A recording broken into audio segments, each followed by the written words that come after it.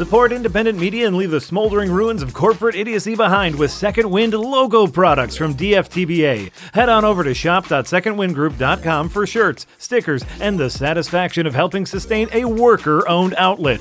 Plus, we've got cool bird merch, and everyone loves cool birds.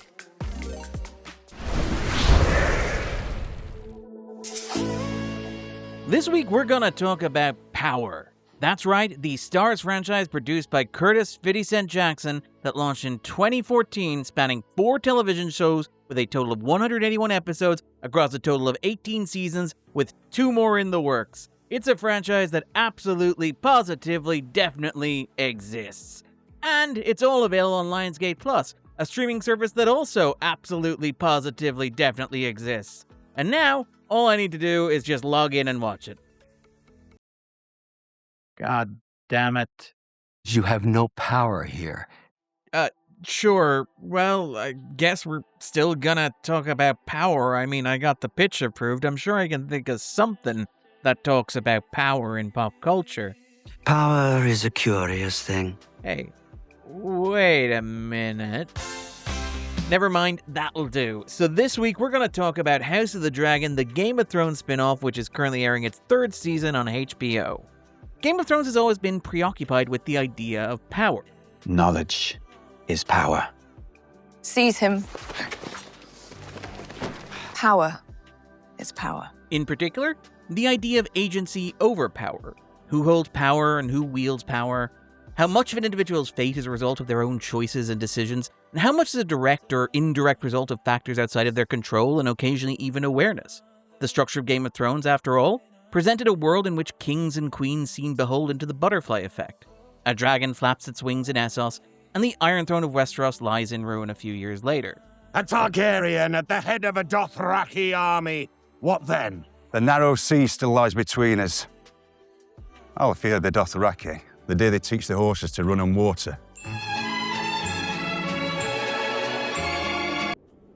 As one might expect, this thematic anxiety carries over to the prequel series House of the Dragon, which depicts the erosion and decay of the then-ruling House Targaryen as the royal dynasty collapses into disarray and the realm sinks into the civil war known as the Dance of Dragons, as 2 factions of the family vie for control of the kingdom. The show is a grand tragedy inspired by the historical conflict over the British throne that came to be known as the Anarchy. So this week, we're going to talk about that. We're going to talk about how George R.R. Martin constructed A Song of Ice and Fire as a metaphor for American power, with dragons serving as a stand-in for nuclear weapons.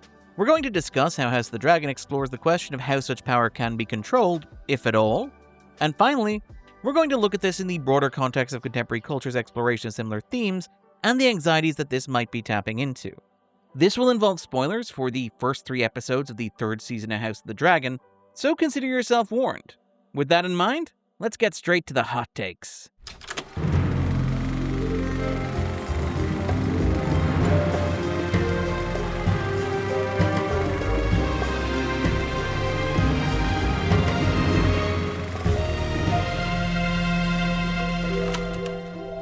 While these stories themselves take inspiration from historical events like the War of the Roses or the Anarchy, Game of Thrones and House of the Dragon are more than simple historical epics disguised by fantasy trappings.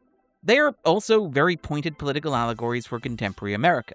Author George R.R. Martin has talked about how one of the central thematic ideas motivating Game of Thrones is the emptiness of the political struggles in Westeros over the Iron Throne compared to the existential threats posed by the White Walkers north of the Wall and the dragons to the east in Essos. So things are going north of the Wall, and Daenerys Targaryen on the other continent with her dragons are of course the ice and fire of the title, A Song of Ice and Fire.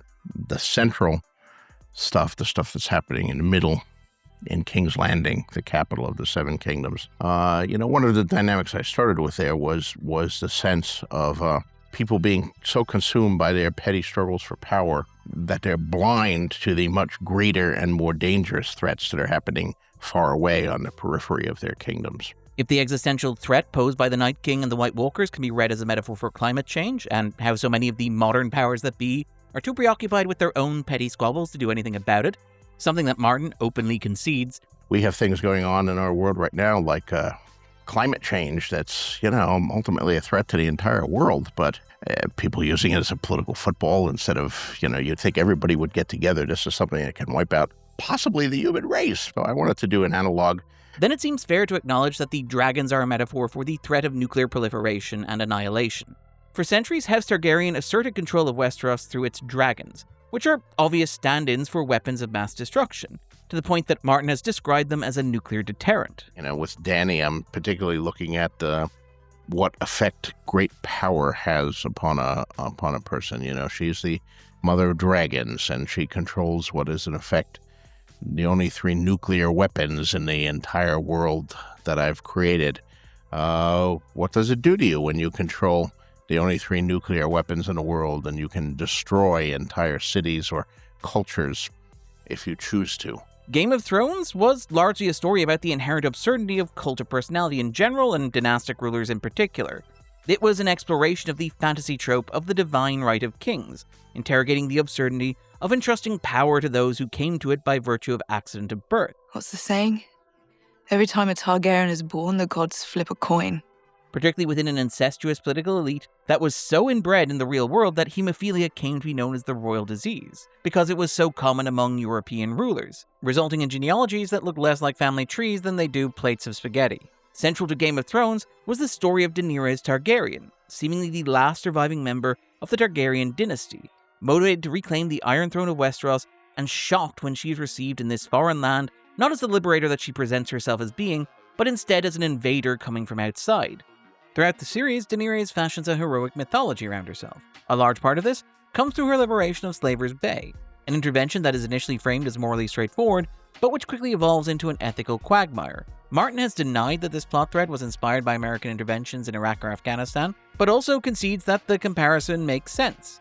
It seems more likely that he was drawing on his own general opinion of American foreign policy, including his own conscientious objection to the Vietnam War. I didn't think America had any business in Vietnam and so forth. While Martin denies writing the books as straightforward allegory, he does concede that his personal views inevitably shine through in the text. My beliefs certainly permeate some of Song of Ice and Fire, Game of Thrones, part of it being my belief about war and violence. Daenerys' time in Slaver's Bay is extremely politically loaded, couched in white savior imagery that was acknowledged in contemporary press. While Daenerys mythologizes herself as a liberator, and has the luxury of displacing a regime that is objectively monstrous, in reality she is just as much a colonial force in Slaver's Bay as her ancestors were when they came to Westeros. Throughout the series, Daenerys insists that her right to rule and to exert power exists beyond question, and that anybody who might object is an enemy who needs to be exterminated. And I will take what is mine. With fire and blood, I will take it. I will crucify the masters. I will set their fleets afire, kill every last one of their soldiers, and return their cities to the dirt. That is my plan. One of the more interesting aspects of Game of Thrones is the way in which it is designed to seduce the viewer in through this relationship to power, to get them to empathize with Daenerys as a young woman who has suffered horribly and for the first 6 seasons has the luxury of being thrown against complete monsters rather than against sympathetic characters. And it worked, with some fans even going so far as to name their children after her. However, through Dany's arc, the show also asks the viewer to interrogate the draw that they feel to power and the lure of the fantasy of wielding it. At the climax of the series, once it is clear that she will not be received as a hero, and prompted by the ringing of the bells to signal the surrender of King's Landing that denies her the opportunity of a justified slaughter on which to build her reputation, Daenerys turns her weapons of mass destruction on the citizens of the capital. That climax, coming after nearly 8 seasons of the audience rooting for Daenerys, is a shocking reminder that, in the words of writer Aaron Beatty, there are no good kings and queens, and that, to quote Megan Garber, the world and its inhabitants get shaped by the fickle emotions of the powerful. If you keep flipping a coin, it's eventually going to land tails. The visual language of Daenerys' siege of King's Landing is steeped in the imagery of nuclear devastation, with the script acknowledging the direct parallel between the silhouettes of those civilians burned alive in King's Landing and the civilians that were the first victims of the atomic bomb. Now, we tend to think of nuclear anxiety as a historical concern tied to Cold War fears. The end of the Cold War, the collapse of the Soviet Union, and the emergence of the so-called unipolar moment put some of those fears to rest, at least temporarily. Between 1988 and 1991, for example, the doomsday clock that the Bureau of Atomic Scientists used to track the likelihood of human-caused global catastrophe went from being just 3 minutes away from midnight or doomsday to a full 17 minutes, the furthest from doomsday that humanity has been since the discovery of the atomic bomb. However, in this context, it is perhaps worth acknowledging that contemporary pop culture has a very strong strain of nuclear paranoia running through it. Recent films like House of Dynamite, Mission Impossible: The Final Reckoning, and Oppenheimer all brought nuclear anxieties back to the surface. What is this? Atom bomb. After it felt like the fear of nuclear annihilation had actually been receding in the public imagination for a couple of decades. Indeed, in 2022, the American public's fear of nuclear war hit highs that had not been seen since the Cold War. Some of this fear of nuclear apocalypse is literal. Global events like Russia's invasion of Ukraine and America's attacks upon Iran have increased the possibility of actual nuclear strike. And the language of global leaders doing things like threatening via social media that, quote, a whole civilization will die, doesn't really help to relieve those anxieties. However, that reawakened concern about the possibility of nuclear devastation is perhaps also an expression of a deeper underlying fear. So many of the classic nuclear horror films like Failsafe or Doctor Strangelove, through to House of Dynamite and Final Reckoning, are rooted in the fear that these systems have evolved in such a way as to render the human beings involved completely powerless. Who voted who the power to do it this particular way? I'm the only one around here got elected by anybody. Nobody gave me that power. Once the dominoes start falling, there is nothing that can be done to stop them. It is not simply the fear that the world will end. It is that the end of the world is the inevitable outcome of decisions that have already been made and systems already been put in place. We thought we might start a chain reaction that would destroy the entire world. What happened? I believe we did. The fear is that human beings have constructed elaborate mechanisms of power that are so complicated and so dangerous that the end of human existence may be triggered by forces created by humans, but no longer truly controlled by them. In House of the dragons represent something beyond human reckoning. They are a power which House Targaryen has convinced themselves that they have tamed. However, early in its first season, the show very strongly suggested that this is nothing but a comforting fiction. The idea that we control the dragons is an illusion. They are a power man should never have trifled with. One that brought Valyria its doom. If we don't mind our own histories, it will do the same to us.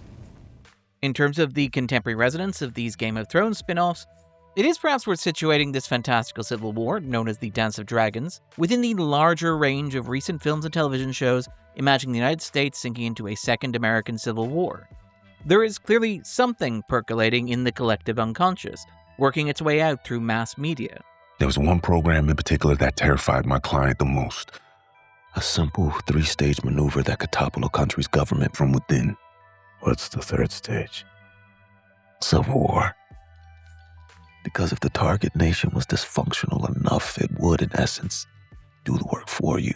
House of the Dragon presents a vision of a ruling power in decline and decay. The series begins with a monologue explaining the inevitable outcome of the television show, the collapse of House Targaryen. The only thing that could tear down the House of the Dragon was itself. This is a story about a ruling power collapsing into itself. The first episode then features the death of King Viserys' wife and the death of the son that she was carrying. When his brother Daemon steals the dragon egg that Viserys had intended for his lost son and gives it to his wife Mysaria, she reveals that she has sterilized herself. I ensured long ago that I would never be threatened by childbirth. There is no future here. This theme of dead or missing children runs through House of the Dragon as a TV show. By the third episode of the third season, Queen Rhaenyra Targaryen has lost 2 of her sons, Luke and Jace. Indeed, there's something of a morbid symmetry to this, with Luke dying in the last episode of the first season, and Jace dying in the first episode of the third season. Think of it as like a death sandwich around the second season.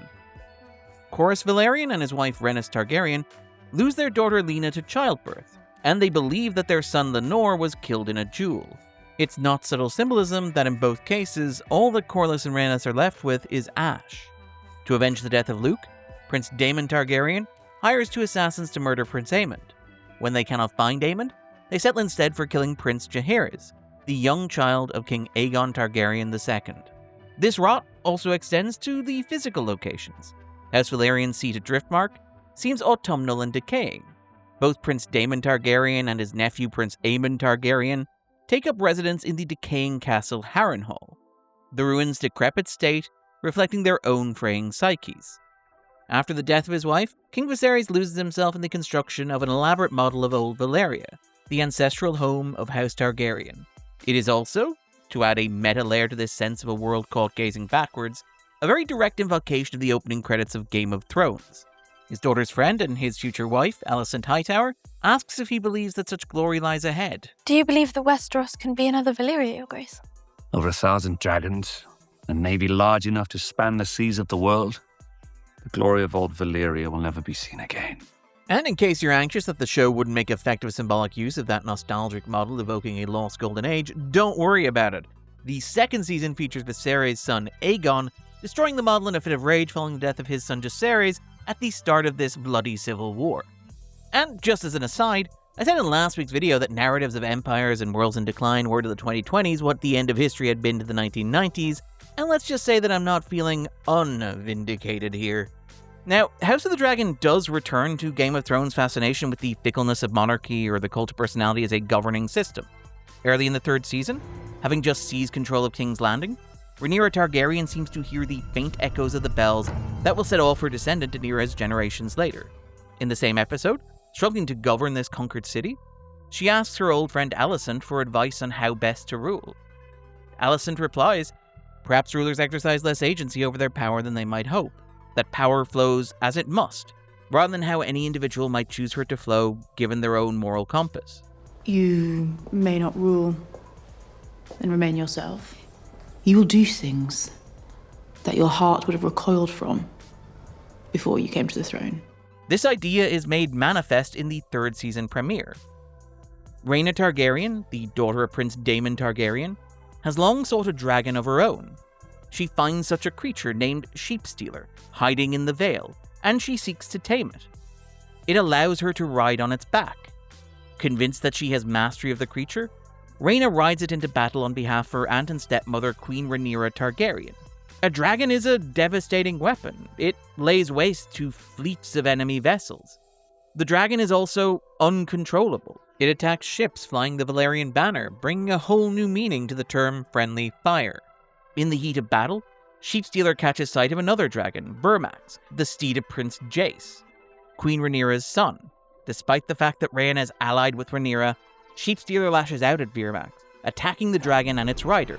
Rhaena screams frantically for Sheepstealer to obey her, but the dragon simply will not listen. This is not the first time that the dragons have proven that they have a mind of their own. In fact, it very consciously mirrors a sequence towards the end of the first season, where Prince Aemon Targaryen claims the legendary and powerful Vhagar for his own.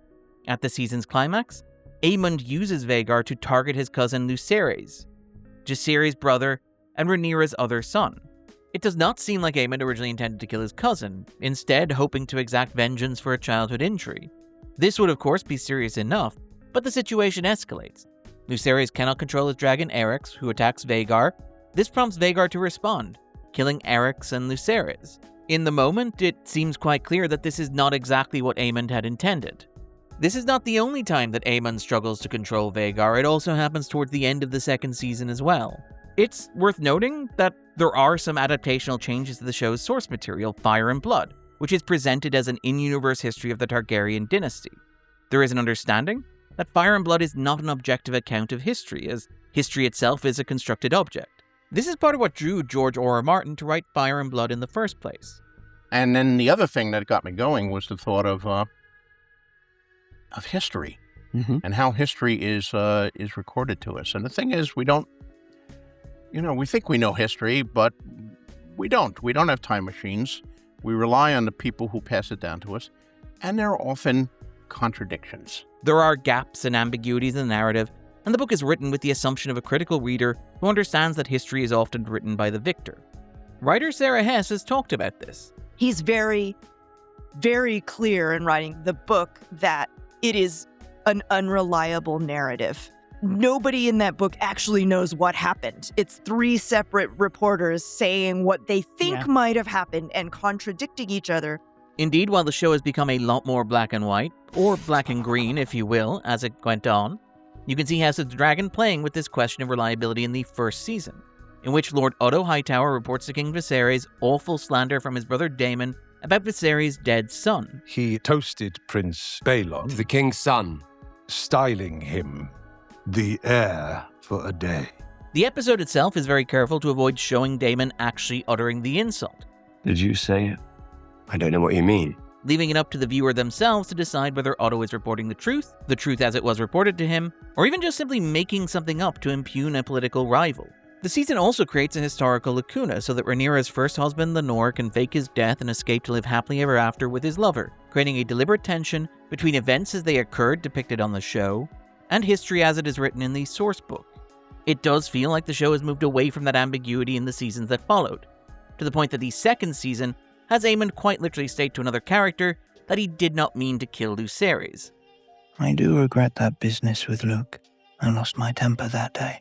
I am sorry for it. For a book and a show that is explicitly about how history has many authors, it seems oddly appropriate that Martin and the showrunners have parted ways over House of the Dragon, with Martin allegedly stating, "This is not my story any longer." It is, of course, the right of any author to take exception to an adaptation of their work, but an adaptation must also make its own choices and stand on its own 2 feet. After all, Stephen King objected to Stanley Kubrick's adaptation of The Shining, and both King's book and Kubrick's film are masterpieces in different ways. It is fitting that just as the dragons of House Targaryen break free of their masters, the history of House of the Dragon escapes its author. More to the point, there has been some objection online from fans arguing that this portrayal of the dragon betrays the source material. In particular, the idea of a sacred bond between the dragon and its rider. In reality, Martin's prose has always been quite clear that the idea that the riders ever truly control the dragon is a myth, as he explains here in A Dance of Dragons, one of the sequels to Game of Thrones. Sometimes it did not seem to matter where she struck him, though. Sometimes he went where he would and took her with him. Neither whip nor words could turn Drogon if he did not wish to be turned. However, it's not just the dragons that prove themselves ungovernable. Throughout House of the Dragon, there's a grim irony as the leaders who would claim the right to rule Westeros prove consistently incapable of governing their own subjects. Rhaenyra positions herself as the rightful heir to the Iron Throne, but at the climax of the season premiere, she's undermined by a conspiracy orchestrated by her son Jace, and by her own Queensguard, to lock her in her room while they run off into battle. Like an Irish Lionsgate Plus subscriber, she has no power here. The other side of the Civil War is not any more organized. The opposing forces are ostensibly led by the horrifically scarred King Aegon II, but he has vacated the throne and fled King's Landing. His mother, the Dowager Queen Alicent Hightower, is attempting to govern in her son's absence. Alicent has negotiated a peaceful transition of power to Rhaenyra, but the organs of government are not aligned to follow her wishes. In the second episode of the third season, Alicent is assaulted by her own Master of Coin. Along those lines, Alicent's older brother, the idealistic Sir Wayne Hightower, is horrified at the conduct of the soldiers that he is marching across the realm. We are not beasts, but knights and soldiers of honor. Look around you, Sir Wayne. Look to the sky, to the horizon. Doom and ruin surround us. We will all become beasts before our end. Perhaps there's little choice in the matter. There is a sense, watching House of the Dragon, that the war is being fought on autopilot, that the pieces have been set in motion and that they can no longer be stopped even by the wills of rulers. This is particularly true in the heat of battle. In the Battle of the Gullet, as Rhaenyra's forces attempt to seize control of Blackwater Bay, which will grant them access to the Red Keep and thus King's Landing as a whole. Acting on behalf of Aegon II, Tywin Lannister has enlisted the Pirates of the Triarchy, led by Shirako Lohar. However, much like the dragons, Lohar has a mind of her own. She has her own interests and priorities. In the heat of battle, Lohar reveals that her primary objective is not aligned with that of Lannister. Lannister wants Lohar to protect Aegon II's claim to the Iron Throne, but Lohar enlisted solely so that she might avenge herself on Rhaenyra's father-in-law and subject, and also uncle, Lord Corlys Velaryon, known as the Sea Snake. And in fact, Lohar abandons the defense of King's Landing to pursue the Sea Snake. Do you think I sailed across the narrow sea to win your king's war for him? Those were the terms of the contract! The Sea Snake led the persecution and slaughter of my mates for more than 20 years. I sealed your contract for him. In order to lighten her ship's load as they pursue the Sea Snake, she throws all of the armored Lannister soldiers overboard into a watery grave. What do you weigh in that armor? I guess you could say it's all for nautical. There's a sense in House of the Dragon that the fragile peace maintained by King Viserys, Rhaenyra's father, has been broken, and that the shattering of the existing systems and structures of governance has unleashed some sort of dark and chaotic force upon the realm that nobody, whether king or commoner, queen or sorcerer, can hope to control. Once the beast gets a taste for blood, it will follow no greater law than its own base instincts. There is perhaps something very timely in this idea. The past decade or so has seen a dismantling and unraveling of the established geopolitical order. This is particularly true of the United States of America, which the New York Times recently declared an empire in decline, and which has largely abandoned the understanding of international relations that have governed global politics since the end of the Second World War, to effectively become a rogue superpower. If Game of Thrones and House of the Dragon are about the end of Pax Westerosi, the breakdown of an established geopolitical order in this fantasy world, then perhaps they mirror the end of the so-called Pax Americana, the global order maintained by the United States since the end of the Second World War. As Carlos Lozada notes, this breakdown is not necessarily down to a loss of power, but a loss in the ability to wield that power with trust. That system, the Pax Americana, the American peace, is vanishing. And it's vanishing because it was based on power, which we still have, but it was also based on legitimacy and trust. And that trust is eroding. It is also worth acknowledging that the Pax Americana is not an uncontroversial idea. There were a lot of people around the world for whom Pax Americana was anything but peaceful, and the ending of it should provide an opportunity for reckoning with its legacy. Still, it was such an essential part of American identity that the breakdown of this established international order understandably feeds into a crisis working itself out through popular culture. The obvious point of comparison for A Song of Ice and Fire is something like J.R.R. Tolkien's Lord of the Rings, a very obvious influence on Martin. Lord of the Rings was a product of a British imagination, and it emerged at a time when the British Empire was in decline, being written before, during, and after the Second World War, and being published a decade after the end of the conflict. Tolkien denied that Lord of the Rings was a direct allegory for World War II, but it is the story of a world vanishing into memory, befouled by modernity and industrialization.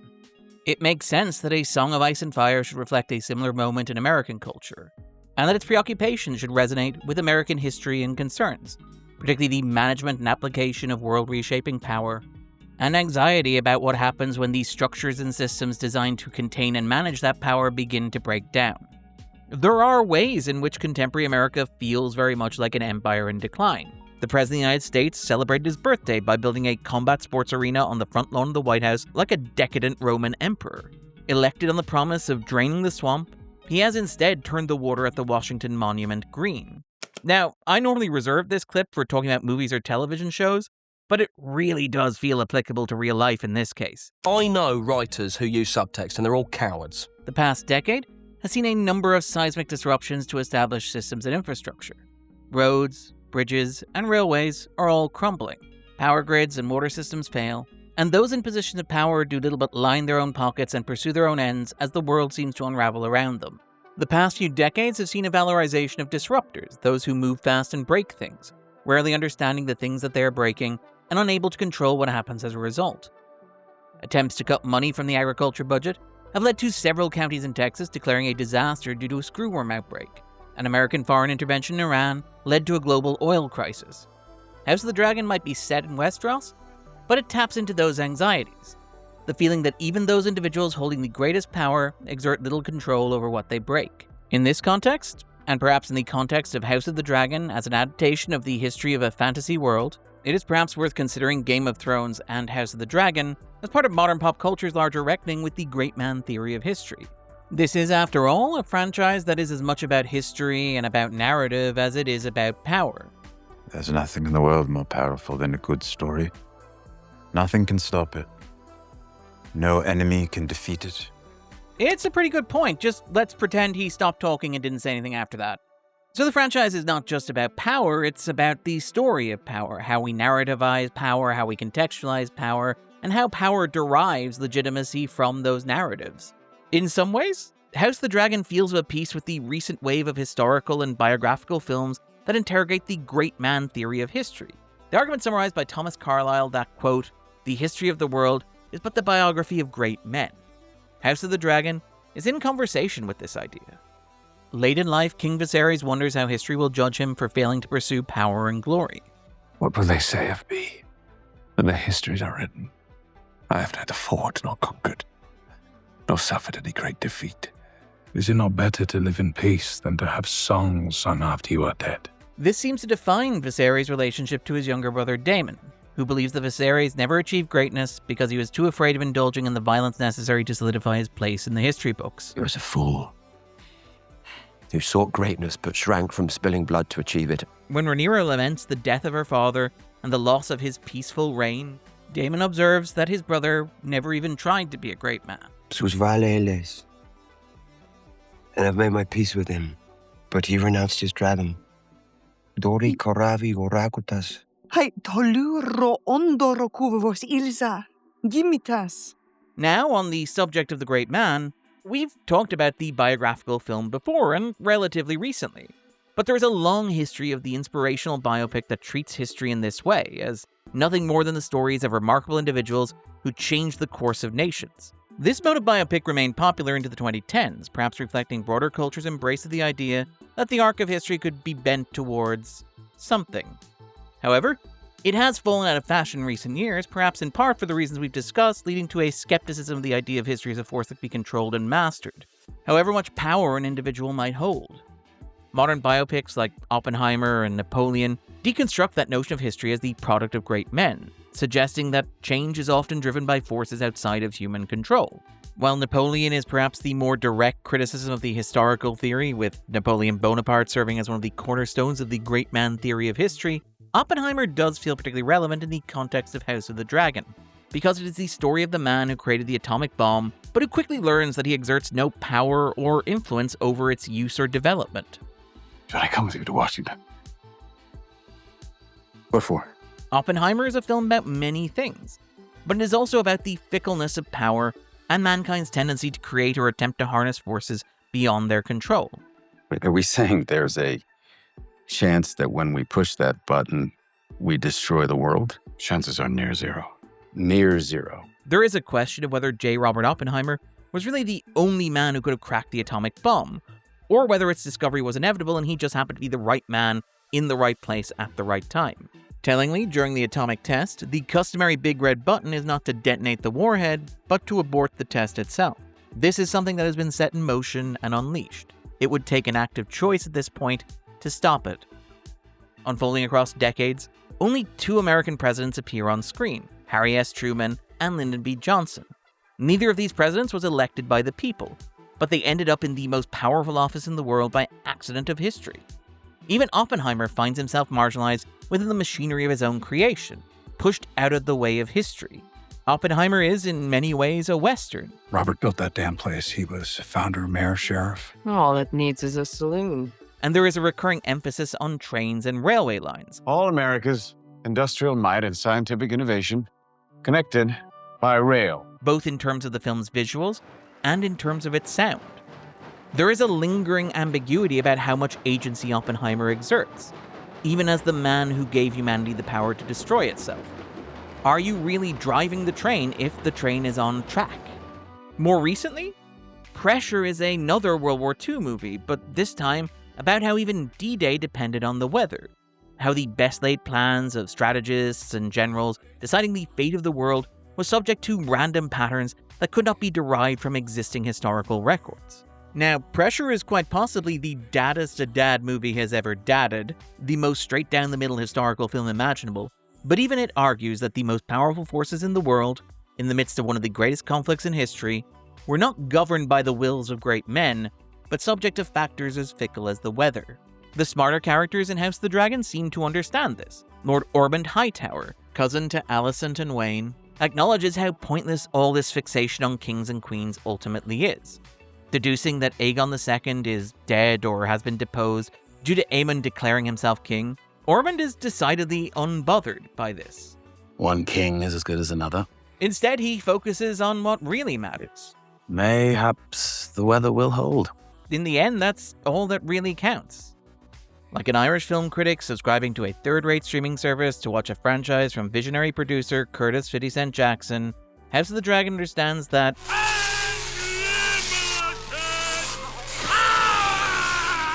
is perhaps a dream that exists outside of human control. In this world of ice and fire, history has no author. The dragons dance their own rhythm, and all that any king or queen can do is hope to keep time. I've been Darren Mooney, and this was The Backdrop.